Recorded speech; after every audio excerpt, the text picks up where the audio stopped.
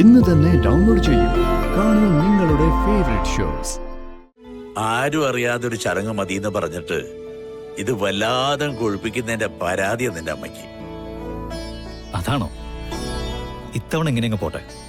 അടുത്ത പ്രാവശ്യം ഈ സിറ്റിയിലെ ഏറ്റവും വലിയ ഓഡിറ്റോറിയത്തിൽ വെച്ച് അച്ഛന്റെ അമ്മയുടെ വിവാഹ വാർഷികം നടത്തും. കണ്ടോ നന്ദേട്ടാ, ഇതൊക്കെ എന്റെ അവകാശമല്ലേ അമ്മേ? എന്താ അമ്മയൊന്നും പറയാത്തെ? പോവല്ലേ? ഞാൻ പറഞ്ഞല്ലോ പോകാന്ന്. ഗോപാല, ഞാൻ നിങ്ങളുടെ വീട്ടിൽ വന്ന് നിൽക്കുന്നു എന്നുള്ള അധികാരമൊന്നും എന്റെ അടുത്ത് കാണിക്കാൻ നിൽക്കരുത്. അയ്യോ എന്റെ പൊന്ന് തങ്കം, അങ്ങനെയൊന്നും ഇല്ല. അല്ലെങ്കിൽ തന്നെ ഞങ്ങളെ കുടലിൽ കിടക്കുന്നതിന് എന്ത് അധികാരം കാണിക്കാനാ? തങ്കം വാ, എന്തൊക്കെയായാലും നമ്മൾ തമ്മിൽ അറിയുന്നവരല്ലേ. ഈ സിറ്റിയിൽ വേറെ എവിടെ പോയി നിൽക്കാനും പേടിക്കണം. ഇവിടെ അത് വേണ്ട. ഞാനൊരു ഓട്ടോ വിളിക്കാം.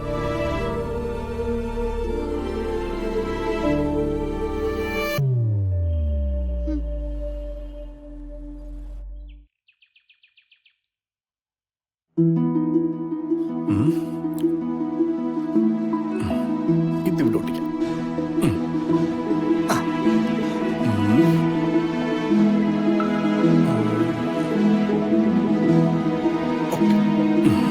അങ്ങനെ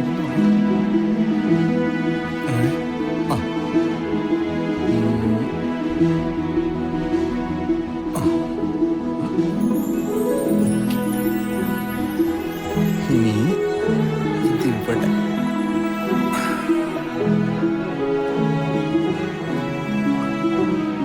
മാണിക്കുഞ്ഞേ, അയ്യോ എന്താ മാണിക്കുഞ്ഞേ ഇത്?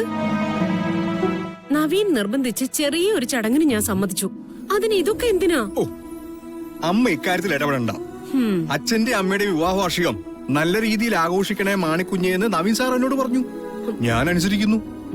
ഇതൊന്നും നവീൻ പറഞ്ഞതല്ല, മാണിക്കുഞ്ഞിന്റെ സ്വന്തം ഇഷ്ടം. ആണോ? ഇത് മാണിക്കുഞ്ഞിന്റെ സ്വന്തം വീടാണോ? അപ്പൊ പിന്നെ മാണിക്കുഞ്ഞിന്റെ ഇഷ്ടങ്ങളൊക്കെ നടത്താം.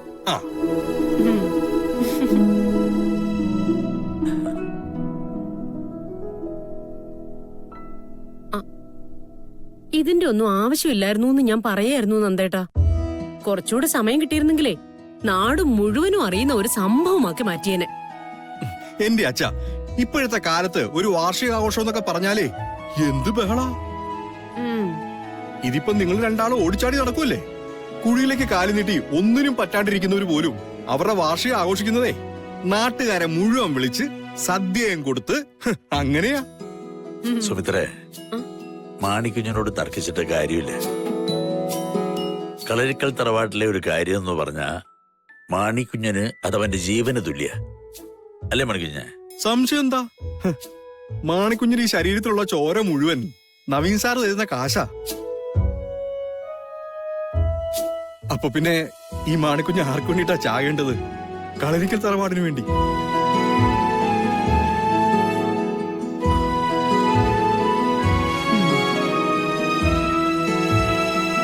എന്താടോ മാണിക്കുഞ്ഞെ വലിയ വീരവാദമൊക്കെ മുഴക്കുന്നേ? ഒന്നുമില്ല മുത്തശ്ശി, ഞാൻ വെറുതെ രണ്ട് ബലൂണോട് ഒട്ടിക്കുന്നതിനാ അമ്മ വെറുതെ ദേഷ്യപ്പെടുന്നത്. അതെന്താ സുമിത്രേ? ദേഷ്യം പിടിച്ചോന്നും അല്ലമ്മേ, വെറുതെ പറയുന്നതാ. ഇതിന്റെ ഒക്കെ ആവശ്യം എന്താന്ന് ചോദിച്ചു, അത്രേ ഉള്ളൂ. അതിനാ ഞാൻ ദേഷ്യം പിടിച്ചു എന്നൊക്കെ പറയുന്നത്. ഇതിന്റെയൊക്കെ ആവശ്യക്കാരൻ വരുന്നുണ്ട്. ചോദ്യങ്ങളൊക്കെ നേരിട്ട് ചോദിച്ചോ, എനിക്കിവിടെ വേറെ പണിയുണ്ട്. എന്താമേ? ആരും അറിയാതെ ഒരു ചടങ്ങ് മതി എന്ന് പറഞ്ഞിട്ട് ഇത് വല്ലാതെ കൊഴുപ്പിക്കുന്നതിന്റെ പരാതി നിന്റെ അമ്മയ്ക്ക്. അതാണോ? ഇത്തവണ എങ്ങനെയങ്ങ് പോട്ടെ. അടുത്ത പ്രാവശ്യം ഈ സിറ്റിയിലെ ഏറ്റവും വലിയ ഓഡിറ്റോറിയത്തിൽ വെച്ച് അച്ഛന്റെ അമ്മയുടെ വിവാഹ വാർഷികം നടത്തും. കണ്ടോ നന്ദേട്ടാ, ഇതൊക്കെ എന്റെ അവകാശമല്ലേ അമ്മേ? അടുത്ത വർഷം മുതലേ കളരിക്കലെ കൊച്ചു കൊച്ചു ആഘോഷങ്ങൾക്ക് പോലും അല്പം നിറം കൂടും. കാരണം എന്താ? അടുത്ത വർഷം ഇതൊക്കെ കാണാൻ വേറൊരാളും കൂടി ഉണ്ടാവുമല്ലോ. നവീൻ സാറിന്റെ ഗാഥാ മാഡം അല്ലേ സാറേ?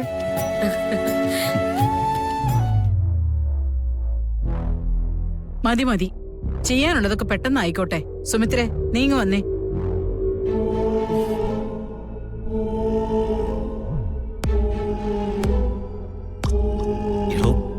തനിക്കിതൊക്കെ ഒന്ന് പതുക്കെ പറഞ്ഞൂടെ? ഞാനിവിടെ നിന്നുകൊണ്ട് പതുക്കെ പറഞ്ഞിട്ട് ആര് കേൾക്കാനാ? അതുകൊണ്ടാ ഉറക്കെ പറഞ്ഞത്. ഓ തന്റെ ഒരു കാര്യം.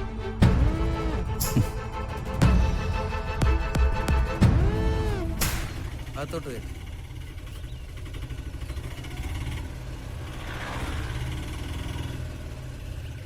ആ, നിർത്ത്.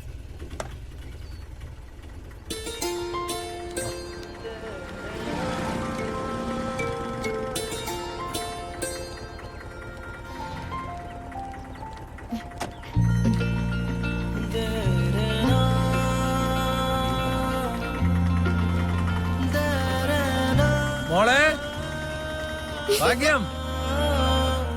ആന്റി ആന്റി ഓർമ്മയുണ്ടോ മോക്ക്? പിന്നെ ആന്റിയെ കുറിച്ച് എപ്പോഴും കൃഷ്ണേച്ചി പറയും. എന്തോരം കാര്യങ്ങളെ എന്നോട് പറഞ്ഞിരിക്കുന്നത് അറിയാവോ? അമ്മേ, എനിക്ക് ജോലിക്ക് പോകാൻ സമയമായി. ഞാൻ പെട്ടെന്ന് കുളിച്ചിട്ടിറങ്ങും.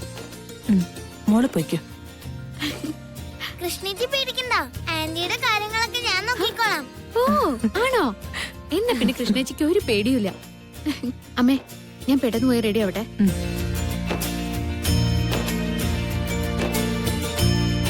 തങ്കേച്ചി, ഇവിടെ സൗകര്യങ്ങളൊക്കെ പൊതുവെ കുറവാണ്. ഞാൻ പിന്നെ കൊട്ടാരത്തിൽ ജനിച്ചു വളർന്ന ആളാണല്ലോ. ഈ ചെറിയ സൗകര്യങ്ങളൊന്നും പറ്റാതിരിക്കാൻ. അച്ഛാ, ആന്റി ഇനി ഇവിടെ കുറെ കാലം ഉണ്ടാവോ? പിന്നെ ആന്റി സ്ഥിരമായിട്ട് ഇവിടെ നിക്കാൻ പോകുന്നത്. ആണോ ആന്റി? അല്ല മോളെ, ആന്റി ഒരു ചികിത്സയ്ക്ക് വേണ്ടി വന്നതല്ലേ. അത് കഴിയുമ്പോ ആന്റി നാട്ടിലേക്ക് പോവും. ആന്റിക്ക് ആ നാട്ടിൽ നിന്ന് മാറി നിൽക്കാനൊന്നും പറ്റില്ല. അതിന് ആ നാട്ടിൽ എന്താ ഉള്ളത്? എവിടെ നോക്കിയാലും വെള്ളം. അത് മാത്രല്ലാണ്ട് വേറെ എന്തെങ്കിലും ഉണ്ടോ? വേറെ ഒരുപാട് കാര്യങ്ങളുണ്ട്. അത് പക്ഷെ കുഞ്ഞുങ്ങൾക്ക് നോക്കിക്കാണാൻ പറ്റില്ല. ഇവളെ ആള് കൊള്ളാലോ, ഒരു കിലുക്കാൻ പെട്ടിയാണല്ലോ.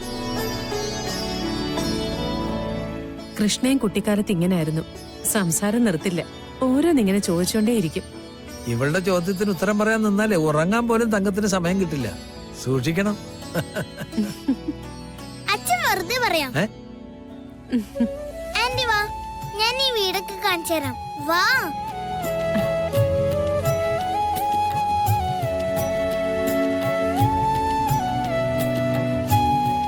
ഇവിടെ എത്തിയപ്പോ തങ്കത്തിന് കുഴപ്പമൊന്നുമില്ലെന്നാ തോന്നുന്നത്.